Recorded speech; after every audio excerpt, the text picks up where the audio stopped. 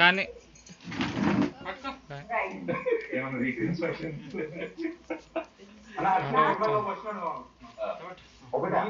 అంటే ఫస్ట్ మీరు ఒక హీరో అంటే నేను రాసే హీరో క్యారెక్టర్ ఎందుకంటే రాసే హీరో క్యారెక్టర్ నాకు అందరి గురించి తెలీదు. నాకైతే చాలా ఇష్టం.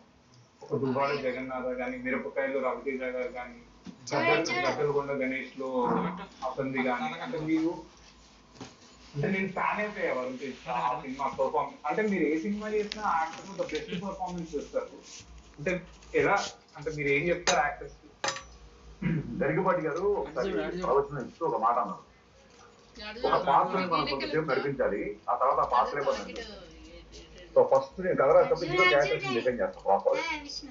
ఇతను ఫ్రెండ్స్ తో ఎలా ఉంటాడు, ఇతను అమ్మనంతో ఎలా ఉంటాడు, ఇతను విలన్తో ఎలా ఉంటాడు, ఇతను ఇంకోతో ఎలా ఉంటాడు, ఒక క్యారెక్టర్స్ డిఫైన్ చేసుకుంటే ఆటోమేటిక్ ఆ క్యారెక్టర్స్ మన నడిపించుకుని తీసుకెళ్తారు. సో అవన్నీ ఎప్పుడు హీరో క్యారెక్టర్స్ బేసిక్ సినిమాలే ఉంటాయి బేసిక్. అండ్ అలాంటి క్యారెక్టర్ తర్వాత ఆ క్యారెక్టర్ ఎవరు ఫిట్ అవుతారని చూస్తారు. అంటే నాకు క్యారెక్టర్స్ డల్ హీరో తప్పు చేయడం, 10 మంది హీరోలో మాట్లాడడం, హీరో పక్కకి చేయడం, వ్యక్తి చేయడం, ఇలాంటి క్యారెక్టర్ ఎక్కువ హీరో చూడలేదు. హీరో అనేది ఒక లైఫ్ వైర్ లో ఉంటుంది. సో అది ఎక్కువగా ప్రిఫర్ చేస్తాను. ది సేమ్ టైం నిలబడి ఫోటో తీస్తాను. దాని ఏమంటారు సీన్ ని బూస్ట్. నేను రాసుకున్న సీన్ ఒక 25% ఉంటే అతను 60% దానికి ఒక బ్యాక్గ్రౌండ్ స్కోర్, ఇంకో టేకింగ్ అన్ని తోడైతే ఒక 100% తీసుకో బిలీగా. సో పేపర్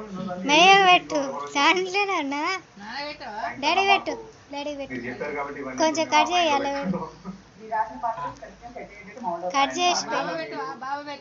ఇప్పుడు జనరేషన్ కి మీరు ఒక జడ్జ్ చేయాలా? ఇవి సత్యనారాయణ వాళ్ళు తర్వాత మా జనరేషన్ కి వాళ్ళ